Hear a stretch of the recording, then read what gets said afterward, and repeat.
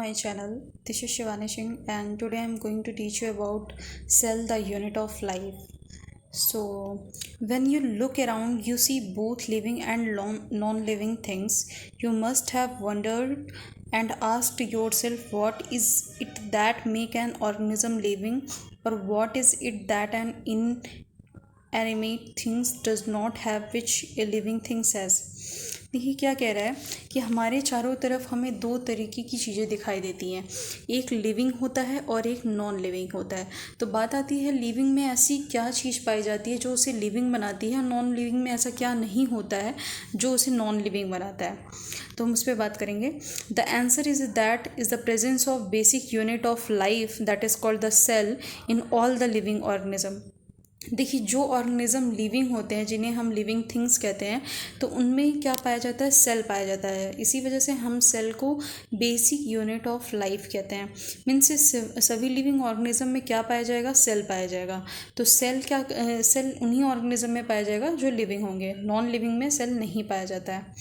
तो all organism, जितने भी ऑर्गेनिज्म हैं, सब किससे मिलके बने हैं, सेल से बने हुए हैं। हमारी बॉडी में क्या है, बहुत सारी कोशिकाएं हैं, और सेल जब ऑर्गेनाइज होते हैं तो वो कन्वर्ट होते हैं टिश्यू, और टिश्यू कन्वर्ट होता है ऑर्गन, और ऑर्गन से बनता है ऑर्गन सिस्टम, और ऑर्गन सिस्टम से ऑर्गेनिज्म बनता है। मीन्स एक इंडिविजुअल का फॉर्मेशन होता है। तो उसका जो मेन बेसिस क्या है, सेल है। तो सभी ऑर्गेनिज्म किससे मिलके बने हुए हैं, सेल से बने हुए हैं। तो वही चीज़ लिखा है लैंग्वेज में। Some are composed of single cell and are called unicellular organism, while the other like us composed of many cells are called multicellular organism. देखिए कुछ ऐसे ऑर्गेनिज्म हैं जो सिंगल सेल से मिलके बने हुए हैं, जैसे आपका बैक्टीरिया हो गया, और कुछ ऐसे ऑर्गेनिज्म हैं जो मल्टी मीन्स मेनी सेल से, बहुत सारे सेल से बने हुए हैं, उन्हें हम मल्टीसेलुलर ऑर्गेनिज्म कहेंगे। जैसे कि ह्यूमन बींग हम हो गए, और एनिमल्स हो गया, ये सब क्या है, मल्टी सेलुलर ऑर्गेनिज्म है, क्योंकि ये बहुत सारी कोशिकाओं से मिलके बने हुए हैं। अब देखते हैं व्हाट इज सेल। सेल क्या होता है। देखिए जो यूनिसेलुलर ऑर्गेनिज्म होता है, जो एक सिंगल सेल का बना हुआ है, जैसे कि बैक्टीरिया हो गया, तो उसमें क्या होता है, इंडिपेंडेंट एग्जिस्टेंस होता है। मीन्स वो किसी और पे डिपेंडेंट नहीं होता है। वो क्या करता है, इंडिपेंडेंट एग्जिस्ट कर सकता है। और क्या करता है, परफॉर्मिंग द, सेकेंड क्या है, performing the essential function of life. देखिए उसकी जो एक सिंगल सेल है, वो उसकी लाइफ को चलाने के लिए जितनी भी प्रोसेस होती हैं, जैसे डाइजेशन हो गया, एक्सक्रीशन हो गया, रिस्पायरेशन हो गया, सारी जो प्रतिक्रिया होती है, वो सभी फंक्शन को उस सिंगल सेल के द्वारा परफॉर्म किया जाएगा। मीन्स उसमें काम का बंटवारा नहीं होता, डिवीज़न ऑफ लेबर नहीं होता, because it's only a unicellular organism which is made up of only single cell. So यहाँ पे लिखा है anything less than a complete structure of a cell does not ensure independent living. देखिए क्या बोल रहा है कि अगर कुछ भी एक सेल से कम मात्र है तो वो इंडिपेंडेंट लिविंग नहीं होगा। मीन्स अगर एनीथिंग, कुछ भी अगर एक सेल से कम है तो वो लिविंग नहीं रहेगा। बोला हिंस, इसी वजह से सेल को हम फंडामेंटल और structural and fundamental unit of life, unit of all the living organism कहते हैं।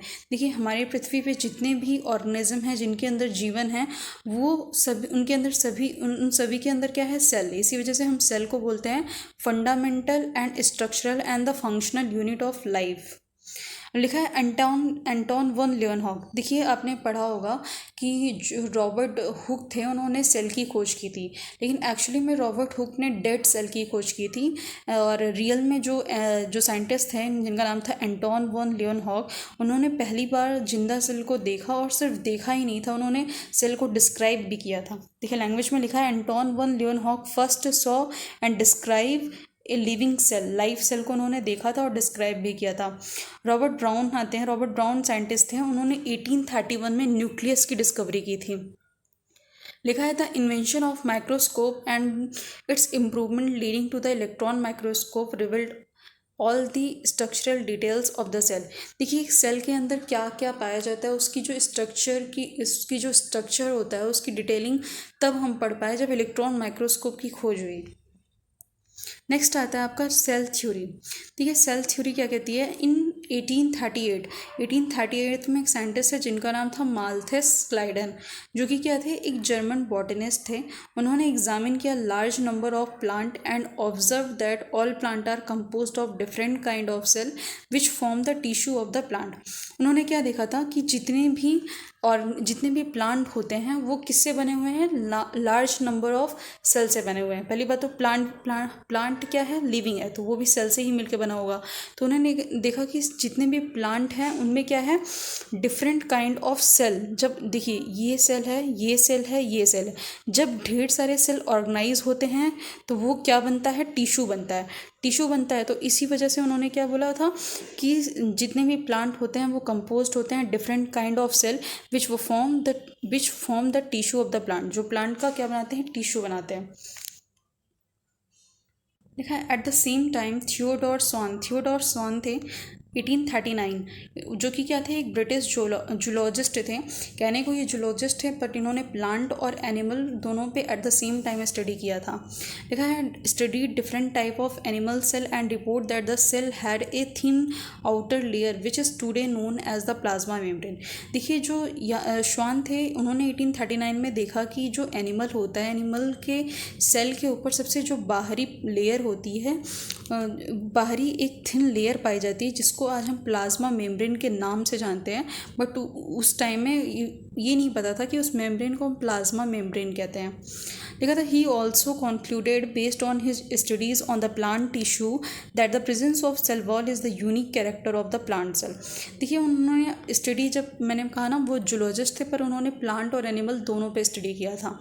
तो एनिमल के सेल के सबसे बाहर जो लेयर पाई जाती है वो प्लाज्मा मेम्ब्रेन होती है, लेकिन जो प्लांट में सबसे बाहरी लेयर सेल वॉल पाई जाती है, और सेल वॉल प्लांट में पाई जाती है, सेल वॉल एनिमल में एब्सेंट होती है। देखा है कि on the basis of this, इसके आधार पे उन्होंने बोला, Schwann proposed that hypothesis that the bodies of animal and the plant are composed of cell and the product of cell. Schwann ने एक परिकल्पना की कि जो प्लांट और एनिमल जो हैं वो सेल और सेल के प्रोडक्ट से मिलके बने हुए हैं, लेकिन उन्होंने इस चीज़ का कोई प्रूफ नहीं दिया। अब बात आती है कि जो स्लाइडन एंड स्वान थे, इनसे जब पूछा गया कि ठीक है, अगर सभी ऑर्गेनिज्म सेल से बने हुए हैं और उनके प्रोडक्ट से मिलके बने हुए हैं, तो यहाँ पे पहली सेल कैसे आई, तो इसका जवाब उनके पास नहीं था। देखिए लैंग्वेज में पढ़ते हैं, स्लाइडन एंड स्वान टुगेदर, उन्होंने दोनों ने साथ मिलके सेल थ्योरी दिया था। अगर हमें क्वेश्चन आता है एग्जाम में कि सेल थ्योरी किसने दिया था, तो आंसर आएगा स्लाइडन एंड स्वान ने। बोल रहा है, this theory however did not explain as the how new cell are formed. देखिए मैंने आपको बताया कि ये थ्योरी ये बताने में फेल हो गई कि न्यू सेल की उत्पत्ति कैसे हुई थी। तो एक साइंटिस्ट आया जिनका नाम था रुडोल्फ विर्चो ने बताया कि कैसे नई सेल की उत्पत्ति होती है, और उन्होंने यही बताया था कि नए सेल की उत्पत्ति अपने पुराने सेल से ही होती है। मीन्स क्या होता है कि ओमनी सेल्ला ई सेल्ला, उन्होंने अपनी लैंग्वेज में कहा था ओमनी सेल्ला ई सेल्ला। मीन्स क्या होता है कि cell arises from pre existing cell, पहली जो सेल थी उसी से नई सेल की उत्पत्ति होती है। देखिए क्या लिखा है, Rudolf Virchow 1855 first explained that cell divided and new cell are form from the pre existing cell. उन्होंने बोला कि सेल जो है डिवाइड करती है और पुराने सेल से ही नए सेल की उत्पत्ति होती है। That is omnis cellula e cellula. He modified the, उन्होंने क्या किया था, स्वान की हाइपोथेसिस को मॉडिफाइड किया, और कॉमनली हम इसे क्या कहेंगे, स्लाइडन एंड स्वान की हाइपोथेसिस को उन्होंने क्या किया था, मॉडिफाइड किया था, और उन्होंने फाइनल शेप दिया किसको, सेल थ्योरी को। अब सेल थ्योरी हमें दो चीज़ें बताती हैं। पहली चीज़ें क्या हैं, all living organism are composed of cell and the product of cell. ये किसकी हाइपोथेसिस थी, ये स्लाइडन एंड स्वान की हाइपोथेसिस थी, जिसका प्रूफ दिया था रुडोल्फ विर्चो ने 1855 में। और all cell arises from pre existing cell, ये किसका स्टेटमेंट था, ये रुडोल्फ विर्चो का था, कि सभी सेल्स अपने प्री एग्जिस्टिंग सेल से उत्पन्न होते हैं। देखिए नेक्स्ट आता है आपका ओवरव्यू ऑफ सेल। अब हम पढ़ेंगे कि सेल के बारे में क्या क्या क्या पाया जाता है। अब हम सेल के डिटेलिंग स्ट्रक्चर की स्टडी करेंगे। देखो, you have earlier observe cell in an onion peel and human cheek cell under the microscope. बोले अगर आप माइक्रोस्कोप के अंदर ओनियन पील, अगर मतलब क्या हो गया, प्लांट हो गया, और अगर आप ह्यूमन की चीक की सेल लेंगे तो वो ह्यूमन का सेल हो गया। तो उसमें सबसे बाहर जो मेम्ब्रेन आपको देखने को मिलेगी वो प्लाज्मा मेम्ब्रेन होगी। लेकिन अगर आप एक प्याज की सेल लेते हैं, उसके छिलके पे जब आप स्टडी करेंगे तो उसमें सबसे बाहरी मेम्ब्रेन आपको सेल वॉल दिखेगी, और फर्दर क्या आएगी, सेल मेम्ब्रेन आएगी। Means cell wall is the unique character of the plant cell, and जो कि ह्यूमन में नहीं पाई जाती है, एनिमल सेल में एब्सेंट होती है। लेकिन let us recollect their structure. The onion cell which is a typical plant cell. Onion cell क्या है, टिपिकल प्लांट सेल है, has a distinct cell wall in its outer boundary. मैंने आपको पहले ही बताया कि प्लांट सेल है, इसी वजह से उसकी सबसे बाहरी जो परत है, सो सबसे बाहरी बाउंड्री है वो किसकी होगी, सेल वॉल की होगी, और जस्ट उसके अंदर क्या होगा, सेल मेम्ब्रेन होगा या फिर प्लाज्मा मेम्ब्रेन होगा। लेकिन अगर हम ह्यूमन चिक सेल की बात करें तो उसमें सबसे जो आउटर मेम्ब्रेन होंगी वो डेलिमिटिंग स्ट्रक्चर ऑफ द सेल पे, मतलब सेल के बाहर सबसे जो मेम्ब्रेन होगी वो प्लाज्मा मेम्ब्रेन होगी, जिसको किसने बताया था, स्वान ने बताया था। लिखा है inside each cell a dense membrane bound structure called nucleus. देखिए हर एक सेल के अंदर क्या होता है, न्यूक्लियस होता है। This nucleus contain the chromosome. Nucleus के अंदर क्या होता है, क्रोमोसोम होता है, और उसमें क्या होता है, जेनेटिक मटेरियल होता है। और बेसिकली जो ज़्यादातर ऑर्गेनिज्म में जो जेनेटिक मटेरियल होता है वो क्या होता है, डीएनए होता है। और हालांकि कुछ ऑर्गेनिज्म में, कुछ वायरसेस में आरएनए जेनेटिक मटेरियल भी पाया जाता है। लिखा है cell that have membrane bound nuclei are called the eukaryotic, whereas the cell that lack a membrane bound nucleus are called the prokaryotic। देखिए हम ऑर्गेनिज्म जैसे ह्यूमन बीइंग हो गए और प्लांट हो गया और अमीबा हो गया, तो ये लोग क्या हैं, ये लोग यूकैरियोटिक ऑर्गेनिज्म है। तो जितने भी यूकैरियोटिक ऑर्गेनिज्म होते हैं उनके ऊपर क्या होता है कि उनके ऊपर न्यूक्लियस जो होता है उनमें न्यूक्लियर मेम्ब्रेन पाई जाती है। मीन्स न्यूक्लियस के ऊपर मेम्ब्रेन पाई जाती है, यहाँ पे लिखा है यूकैरियोटिक ऑर्गेनिज्म में। लेकिन ऐसा किस में नहीं होता, ऐसा प्रोकैरियोटिक में नहीं होता, बैक्टीरिया में नहीं होता, पीपीएलओ में नहीं होता। इन सभी ऑर्गेनिज्म में क्या होता है, न्यूक्लियस के चारों तरफ न्यूक्लियर मेम्ब्रेन नहीं पाई जाती है। लिखा है इन बोथ प्रोकैरियोट। अगर हम यूकैरियोट और प्रोकैरियोट दोनों सेल की बात करें तो दोनों में क्या होता है, सेमी फ्लूइड मैट्रिक्स पाया जाता है, that is called the cytoplasm. और साइटोप्लाज्म को हम बोलते हैं main arena of the cell. ये क्या होता है कि सभी जितनी भी एक्टिविटीज़ होती हैं वो किसके अंदर होती हैं, साइटोप्लाज्म के अंदर होती हैं। वही चीज़ लिखा है कि अगर चाहे वो यूकैरियोटिक सेल हो या फिर प्रोकैरियोटिक सेल हो, दोनों में एक सेमी फ्लूइड मैट्रिक्स पाया जाता है जिसको हम साइटोप्लाज्म कहते हैं, जो कि सेल का वॉल्यूम ऑक्यूपाई करता है। लिखा है वही मैंने बताया आपको, cytoplasm is the main arena of cellular activities both plant and animal. देखिए वही लिखा है कि चाहे प्लांट हो चाहे एनिमल सेल हो, साइटोप्लाज्म क्या होता है, main arena of cellular activities. देखिए various chemical reaction occur in it to keep the cell in a living state. देखिए साइटोप्लाज्म में बहुत सारी ऐसी रिएक्शंस चलती हैं जो कि क्या करती हैं, सेल को लिविंग स्टेट में बनाए रखती हैं। देखिए आपका ग्लाइकोलिसिस ही किस में होता है, साइटोप्लाज्म में होता है, जो कि किसका स्टेप होता है, आपका रेस्पायरेशन का स्टेप होता है। लिखा है बिसाइड द न्यूक्लियस। न्यूक्लियस के अलावा जो यूकैरियोटिक सेल होते हैं उनमें अदर मेम्ब्रेन बाउंड ऑर्गेनेली पाए जाते हैं, जैसे कि एंडोप्लाज्मिक रेटिकुलम हो गया। और जो मेम्ब्रेन बाउंड ऑर्गेनेली होते हैं वो सिर्फ और सिर्फ यूकैरियोटिक सेल्स में पाए जाते हैं, यूकैरियोटिक ऑर्गेनिज्म में पाए जाते हैं, वो प्रोकैरियोट ऑर्गेनिज्म में नहीं पाए जाते हैं। सो ये यूनिक कैरेक्टर है यूकैरियोट का। देखिए ऑर्गेनेली में जैसे क्या हो जाएगा, एंडोप्लाज्मिक रेटिकुलम हो जाएगा, Golgi complex, lysosome, mitochondria, microbodies, vacuole and the prokaryotic cell, इनमें ये सारी चीज़ें क्या होंगी, अब्सेंट होंगी। कि मीन्स प्रोकैरियोट में मेम्ब्रेन बाउंड ऑर्गेनेली अब्सेंट होते हैं। अब बात आती है राइबोसोम। राइबोसोम क्या है, नॉन मेम्ब्रेन बाउंड ऑर्गेनेली है। देखिए दुनिया की किसी भी सेल में दो चीज़ें तो पाई जाएंगी, एक साइटोप्लाज्म और एक ribosome. Ribosome is non membrane, means इसके ऊपर कोई भी मेम्ब्रेन नहीं पाई जाती। ये सभी सेल में पाई जाएगी, चाहे वो यूकैरियोट हो चाहे वो प्रोकैरियोट हो। और हर सेल के अंदर ribosome are found not only in the cytoplasm but also within the two organelle.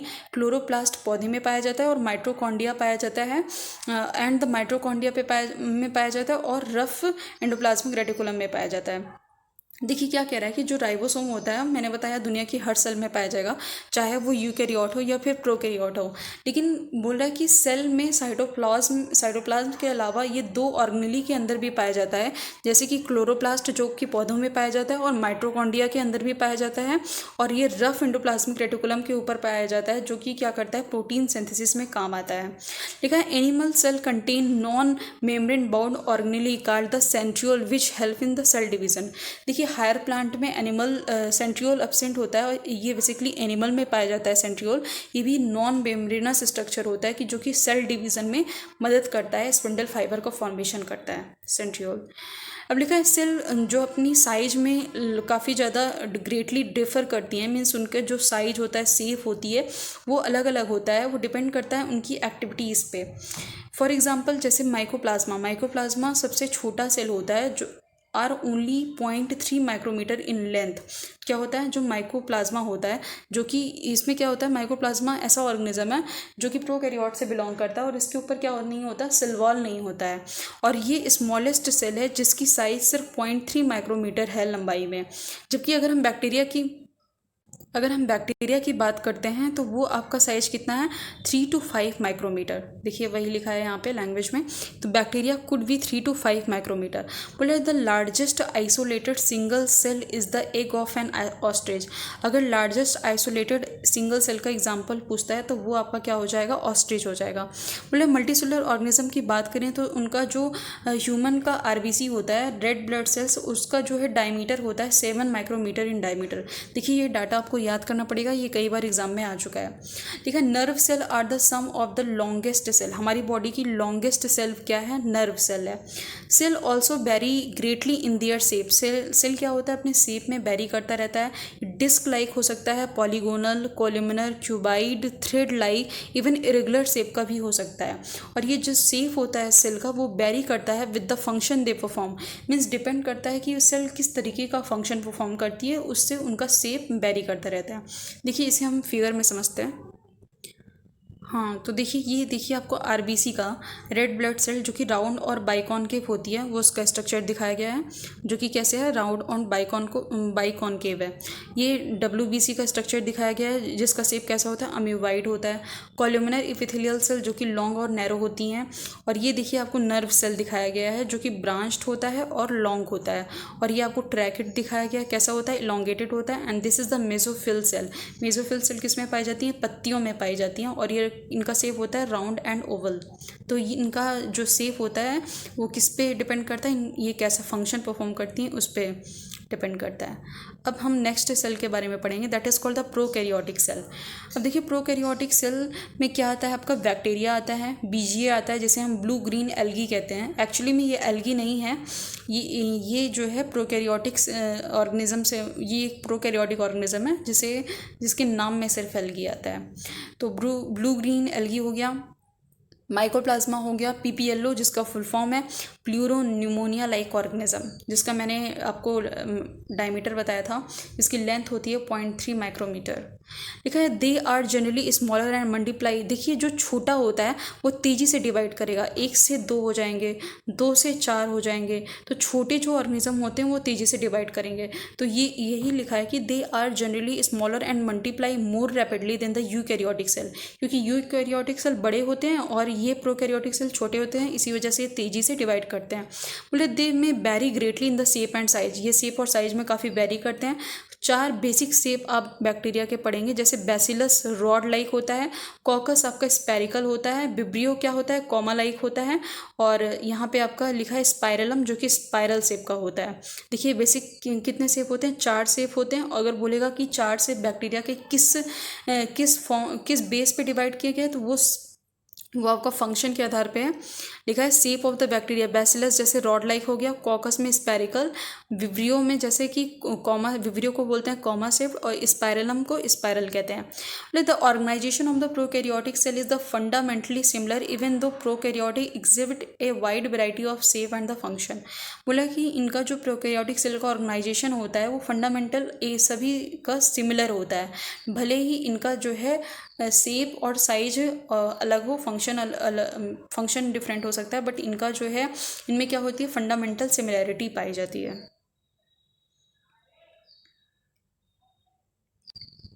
देखिए यहाँ पे लिखा गया है all the prokaryotic have a cell wall surrounding the cell membrane. देखिए जितने भी प्रोकैरियोटिक ऑर्गेनिज्म होंगे सबसे पहले क्या हो जाएगा, सेल वॉल पाया जाएगा, उसके अंदर क्या पाया जाएगा, cell membrane means plasma membrane पाई जाएगी, और उनके अंदर जो फ्लूइड मैट्रिक्स होगा जो सेल को वॉल्यूम ऑक्यूपाई करता है उसे हम क्या कहेंगे, साइटोप्लाज्म, जो कि क्या होता है, main arena for cellular activities होता है। बोले there is no well defined nucleus, यहाँ पे वेल डिफाइंड न्यूक्लियस नहीं पाया जाता है। इसका क्या मतलब होता है कि न्यूक्लियस के चारों तरफ न्यूक्लियर मेम्ब्रेन नहीं पाई जाती है। यहाँ पे जो जेनेटिक मटेरियल होता है वो बेसिकली नेकेड होता है। बोले not enveloped by the nuclear membrane, मैंने वही बताया आपको।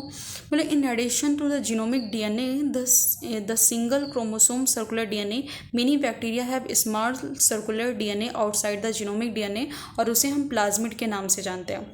लिखा है कि बहुत सारे बैक्टीरिया में क्या होता है, जीनोमिक डीएनए पाया जाता है, एक सिंगल क्रोमोसोम पाया जाता है, लेकिन कुछ बैक्टीरिया के पास many bacteria have the small circular DNA outside the genomic DNA. बहुत सारे ऐसे बैक्टीरिया हैं जिनके पास क्या होता है, स्मॉल सर्कुलर और डबल स्टैंडर्ड डीएनए पाया जाता है जीनोमिक डीएनए के अलावा, जिसे हम प्लाज्मिड कहते हैं। और एक्चुअली में प्लाज्मिड आप बायोटेक्नोलॉजी में पढ़ेंगे, ये एक वेक्टर की तरह काम करता है और जिससे हम क्या बनाते हैं, जेनेटिकली मॉडिफाइड ऑर्गेनिज्म बनाने में काम आता है। तो वही है प्लाज्मिड। लिखा है the plasmid DNA confer certain unique phenotypic character to the such bacteria. देखिए जो प्लाज्मिड डीएनए होता है वो बैक्टीरिया को एक विशेष फिनोटिपिक कैरेक्टर प्रोवाइड करता है, और one such character is resistance to antibiotic. देखिए अगर हम बैक्टीरिया का प्लाज्मिड निकाल के उसमें एंटीबायोटिक रेजिस्टेंस जोड़ देते हैं, उसमें जीन डाल देते हैं, तो बैक्टीरिया एंटीबायोटिक के थ्रू रेजिस्टेंस हो जाएगा। मीन्स अगर हम उन्हें कोई भी एंटीबायोटिक उसके ऊपर डालेंगे तो बैक्टीरिया मरेगा नहीं। मीन्स एक यूनिक फिनोटाइप उसको कैरेक्टर प्रोवाइड कर रहा है, किसको, बैक्टीरिया को। बोला in higher classes you will learn that the plasmid DNA is used in monitor bacterial transformation फिर विथ फॉरेन डीएनए। मैंने वही बताया, इससे आप बायोटेक्नोलॉजी में पढ़ेंगे। बोला nuclear membrane is found in the eukaryotic, no organelle like the one in eukaryote are found in the prokaryote cell except the ribosome. मैंने आपको बताया था कि प्रोकैरियोटिक ऑर्गेनिज्म में कोई भी मेम्ब्रेन बाउंड ऑर्गेनेली नहीं पाया जाता। एक्चुअली कोई भी ऐसा ऑर्गेनेली जो यूकैरियोट में पाया जाता है वो प्रोकैरियोट में नहीं पाया जाता है। सिर्फ एक ऑर्गेनेली कॉमन है जो कि प्रोकैरियोट और यूकैरियोट दोनों में पाया जाता है, that is called the ribosome. Ribosome मैंने बताया दुनिया की हर सेल में पाया जाएगा, और ये एक नॉन मेम्ब्रेनस सेल है, और एक्चुअली ये किस में काम आता है, प्रोटीन सिंथेसिस में काम आता है। ठीक है, prokaryotic have something unique in the form of inclusion body. देखिए प्रोकैरियोट के पास एक यूनिक फीचर होता है, उनके पास इंक्लूजन बॉडीज पाई जाती हैं।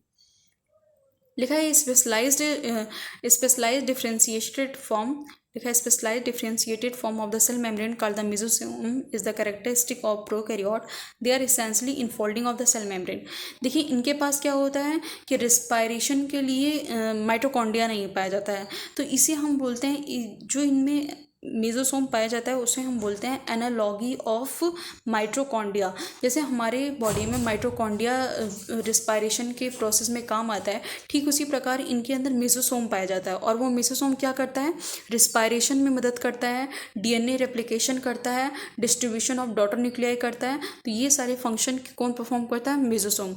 और ये किसका मॉडिफिकेशन होता है, ये सेल मेम्ब्रेन की मॉडिफिकेशन से बनता है। तो वही लिखा है specialised differentiated form of the cell membrane that is called the mesosome is the characteristic of prokaryote, जो कि यूकैरियोट में नहीं पाया जाता, और ये एसेंशियल होता है, ये इसेंशियली इनफोल्डिंग होता है किसका, प्लाज्मा मेम्ब्रेन या सेल मेम्ब्रेन का। अब हम पढ़ेंगे cell envelope and its modification. देखिए यहाँ पे पहले हम फिगर में देख लेते हैं, diagram showing the comparison of eukaryotic cell and other organism. देखिए ये आपको एक टिपिकल यूकैरियोटिक सेल का दिखाया गया है, जो कि कितना है, 10 से 20 माइक्रोमीटर है। टिपिकल बैक्टीरिया, मैंने बताया था bacteria could be 3 to 5 micrometer, but typical bacteria की जो साइज होती है 1 to 2 माइक्रोमीटर होती है। पीपीएलओ का आपने लैंग्वेज में देखा था 0.3 माइक्रोमीटर लेंथ था, लेकिन यहाँ पे फिगर में लिखा है 0.1 माइक्रोमीटर। लेकिन अगर आपसे एग्जाम में आता है और ऑप्शन दोनों होता है और आपको कोई एक चूज़ करना है तो आप 0.3 माइक्रोमीटर चूज करेंगे। और वायरस की साइज होती है 0.02 से 0.2 माइक्रोमीटर। अब हम पढ़ेंगे cell envelope and its modification. तो most of the prokaryotic cell, particularly अगर हम बैक्टीरियल सेल की बात करें, have a chemically complex cell envelope. The cell envelope consist of highly bound 3 layered structure. देखिए जो बैक्टीरिया होता है आपका, प्रोकैरियोटिक सेल्स होते हैं, उनमें क्या होता है, सेल एनवेलोप में 3 फर्दर लेयर पाई जाती हैं। सबसे बाहरी वाली जो लेयर होती है वो ग्लाइकोकैलिक्स होती है, उसके बाद आपका सेल वॉल आता है और देन सेल मेम्ब्रेन आता है। सबसे पहले क्या होगा, ग्लाइकोकैलिक्स होगा जो कि क्या होता है, चिपचिपा होता है, और फिर क्या होता है, सेल वॉल होता है, फिर उसके अंदर प्लाज्मा मेम्ब्रेन पाई जाती है। बोले ये तीनों लेयर, इनका अलग अलग फंक्शन होता है, लेकिन इनका एक सिंगल फंक्शन होता है, सभी एक फंक्शन परफॉर्म करती हैं जो कि होता है प्रोटेक्शन का। मीन्स ये तीनों लेयर क्या करती हैं, प्रोटेक्शन का काम करती हैं। मतलब ऑल दो each layer of envelope perform distinct function, सबका अलग अलग फंक्शन होता है, लेकिन ये साथ में मिलकर प्रोटेक्शन प्रोवाइड करती हैं। Bacteria can be classified into the 2 groups on the basis of the difference in the cell envelope and the manner in which they respond on the staining procedure developed by the Gram. देखिए क्या लिखा है कि bacteria जो होते हैं वो classified होते हैं 2 तरह के। एक आता है ग्राम निगेटिव बैक्टीरिया, एक आता है ग्राम पॉजिटिव बैक्टीरिया। वो डिपेंड करता है किस बेस पे हम इसे ग्राम पॉजिटिव और ग्राम निगेटिव में डिवाइड कर रहे हैं, on the basis of difference in the cell envelope and the manner in which they respond to staining procedure developed by the Gram. देखिए ग्राम एक साइंटिस्ट थे जिन्होंने बैक्टीरिया को क्या किया, उनको स्टेन किया, और जिनमें स्टेन रह गया उन्हें ग्राम पॉजिटिव बोले, और जिनमें स्टेन नहीं आया उन्हें ग्राम नेगेटिव बैक्टीरिया कहा गया। तो एक्चुअली में जो ग्राम पॉजिटिव बैक्टीरिया होते हैं वो ज़्यादा घातक होते हैं as compare to the gram negative bacteria. तो ये ज़्यादा डिटेलिंग हमारे कोर्स में नहीं है, तो इसे हम ज़्यादा डिटेल में नहीं जाएंगे। अब मैंने आपको बताया था कि सबसे बाहरी वाली लेयर क्या होती है, ग्लाइकोकैलिक्स होती है, और ग्लाइकोकैलिक्स जो होता है उसकी जो कंपोजिशन होती है, उसकी जो थिकनेस होती है, उसमें वो वेरी करता है। और वो कैसे, किस तरीके से वेरी करता है, जो ग्लाइकोकैलिक्स होता है वो आपका लूज सीथ के फॉर्म में हो सकता है, तो उसे हम क्या कहते हैं, स्लाइम लेयर कहते हैं। और कुछ में ये जो होता है वो थिक और टफ हो जाता है। ग्लाइकोकैलिक्स किसी में थिक और टफ हो सकता है और किसी में लूज सीथ हो सकता है। अगर लूज सीथ होगा तो स्लाइम लेयर कहलाएगा, अगर थिक और टफ होगा तो वो कैप्सूल कहलाएगा। लिखा the cell wall determine the shape of the cell and provide the strong structural support to prevent the bacterium from bursting and collapsing. जो सेल वॉल होता है वो बैक्टीरिया को क्या करता है, एक उसको प्रोटेक्शन प्रोवाइड करता है, स्ट्रक्चरल सपोर्ट देता है, और बैक्टीरिया को ब्रस्ट होने से, कोलैप्स होने से बचाता है। नेक्स्ट आता है आपका, सबसे बाहर क्या था, ग्लाइकोकैलिक्स था, फिर आपका सेल वॉल आया जो कि उसको स्ट्रक्चरल सपोर्ट प्रोवाइड करता है, और देन सबसे अंदर वाली लेयर आती है प्लाज्मा मेम्ब्रेन। प्लाज्मा मेम्ब्रेन को हम सेमी परमेबल मेम्ब्रेन कहते हैं, सेमी परमेबल नेचर की होती है। क्यों सेमी परमेबल नेचर की होती है, कि सेल वॉल से सारी चीज़ें पास हो जाती हैं, लेकिन प्लाज्मा मेम्ब्रेन से ओनली स्पेसिफिक चीज़ें ही सेल के अंदर आ सकती हैं। इसी वजह से हम इसको सेमी परमेबल मेम्ब्रेन कहते हैं। The plasma membrane is a semi permeable in nature and interact with the outside the wall. Means cell के अंदर और एटमॉस्फेयर से जो चीज़ें अंदर बाहर जाएंगी वो कौन डिसाइड करेगा, आपका प्लाज्मा मेम्ब्रेन डिसाइड करता है। This membrane is similar in structure to that of the eukaryote. अगर मैं यूकैरियोट और प्रोकैरियोट के प्लाज्मा मेम्ब्रेन की बात करूँ तो इनका जो स्ट्रक्चर होता है वो सिमिलर होता है, बस हल्का फुल्का डिफरेंसेस पाया जाता है। और क्योंकि जो प्रोकैरियोट होता है उसमें उसके प्लाज्मा मेम्ब्रेन में कोलेस्ट्रॉल नहीं पाया जाता, बल्कि और यूकैरियोटिक में कोलेस्ट्रॉल पाया जाता है, जो कि क्या करता है, उसके प्लाज्मा मेम्ब्रेन को एक्स्ट्रा स्टेबिलिटी प्रोवाइड करता है। तो वही लिखा है कि इन दोनों का जो प्लाज्मा मेम्ब्रेन होता है, चाहे वो प्रोकैरियोट हो चाहे वो यूकैरियोट हो, उनका स्ट्रक्चर लगभग सेम होता है, सिमिलर होता है। लिखा है एक स्पेशल मेम्ब्रेन स्ट्रक्चर होता है। मैंने बताया आपको पहले कि जो प्लाज्मा मेम्ब्रेन होता है उसका मॉडिफिकेशन से क्या बनता है, मेसोसोम बनता है, और वही मेसोसोम क्या करता है, जो हमारे काम हमारी बॉडी के अंदर माइटोकॉन्ड्रिया करता है, वो बैक्टीरिया के अंदर वही काम मेसोसोम करता है। और क्या क्या काम करता है उसे हम लैंग्वेज में पढ़ते हैं। बोला है कि special membranous structure is the mesosome which is formed by the extension of the plasma membrane into the cell. These extension are in the form of tubule, lamellae and vesicle. ये जो extension होते हैं 3 form में होते हैं, इनका mnemonic है तलब। ट्यूब्यूल, लैमेली एंड वेसिकल्स, तीनों के फॉर्म में यही तीनों क्या करते हैं, मेसोसोम का फॉर्मेशन कराते हैं। और मेसोसोम क्या करता है, ये सेल वॉल का फॉर्मेशन करता है, रिस्पायरेशन में मदद करता है, distribution of daughter nuclei, surface area को बढ़ाता है फॉर इंजाइमेटिक कंटेंट। अब देखिए हम इसे लैंग्वेज में पढ़ेंगे। This help in the cell wall cell wall formation, DNA replication, distribution of the dotted cell. They also help in the respiration, secretion process, also increase the surface area for the enzymatic content. देखिए वही सब लिखा है जो मैंने आपको बताया कि मेसोसोम का काम होता है कि वो डीएनए रेप्लिकेशन कराता है, respiration, secretion process, surface area को बढ़ाता है प्लाज्मा मेम्ब्रेन में इंजाइमेटिक कंटेंट के लिए। लिखा in some prokaryote like the cyanobacteria there are the other membranous extension into the cytoplasm and which is called the chromatophore, और उसमें क्या पाया जाता है, पिगमेंट पाया जाता है जो कि फोटोसिंथेसिस में काम आता है। देखिए जो साइनोबैक्टीरिया होता है, बीजीओ होता है, जैसे मैंने पहले बताया था ब्लू ग्रीन एल्गी, उसके अंदर क्या होता है, एक मेम्ब्रेनस प्लाज्मा मेम्ब्रेन का ही एक्सटेंशन होता है और उसे हम कहते हैं क्रोमैटोफोर, और उस क्रोमैटोफोर के अंदर क्लोरोप्लास्ट पाया जाता है जो कि उससे फोटोसिंथेसिस में मदद करता है। इसीलिए वो क्या होते हैं, ऑटोट्रॉपिक ऑर्गेनिज्म होते हैं। साइनोबैक्टीरिया और ऑटोट्रॉपिक ऑर्गेनिज्म जो फोटोसिंथेसिस करते हैं। यहाँ पे लिखा है बैक्टीरियल सेल में भी मोटाइल एंड नॉन मोटाइल। देखिए बैक्टीरियल सेल मोटाइल भी हो सकती है, नॉन मोटाइल भी हो सकती है, ये डिपेंड करता है कि उनके पास फ्लैजला है कि नहीं। अगर मोटाइल होंगे तो they have the thin filamentous.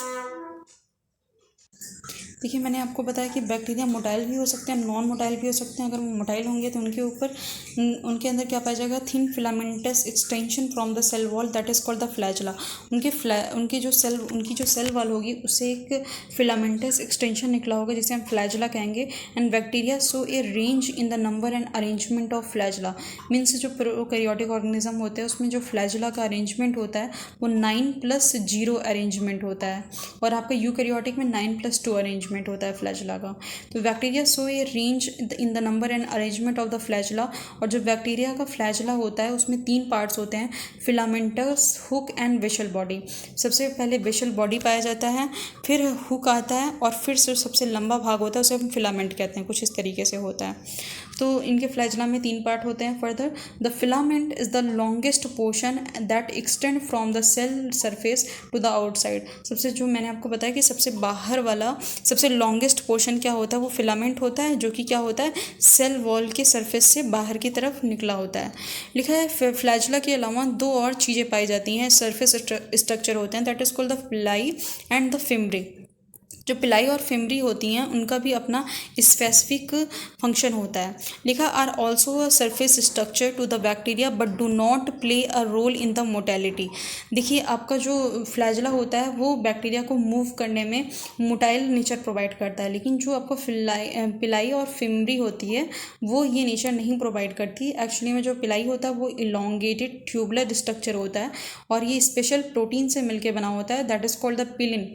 पिलिन protein से मिलकर बना होता है और ये रिप्रोडक्शन में मदद करता है, ट्रांसफ़र ऑफ जेनेटिक मटेरियल। एक बैक्टीरिया से दूसरे बैक्टीरिया में अगर हमें जेनेटिक मटेरियल का ट्रांसफ़र करना हो तो वो पिली जो है उसमें मदद करता है। और वहीं जो फिम्ब्री होता है वो क्या होता है, स्मॉल होता है, ब्रिशल लाइक फाइबर होते हैं जो कि क्या होते हैं, सेल से बाहर निकले होते हैं। फिम्ब्री क्या होता है, छोटा होता है, और ये ब्रिशल लाइक मतलब ब्रश की तरह होता है, और ये सेल वॉल से बाहर निकला होता है। और कुछ बैक्टीरिया में they are known to help attach to the bacteria in rock, in stream and also the host tissue. ये बैक्टीरिया को क्या करता है, चट्टानों से चिपकने में मदद करता है, होस्ट टिश्यू से चिपकने में मदद करता है। तो जो फिम्ब्री होता है आपका वो क्या करता है, अटैचमेंट में काम आता है। पिलाई आपका सेक्सुअल रिप्रोडक्शन में काम आएगा। मीन्स ये क्या होता है, जेनेटिक मटेरियल को एक बैक्टीरिया से दूसरे बैक्टीरिया में ट्रांसफॉर्म करने में काम आता है। और थर्ड जो आपका था फ्लैजला, वो बैक्टीरिया को मोटाइल नेचर प्रोवाइड करता है। Thank you so much everyone. If you like the video then don't forget to subscribe my channel.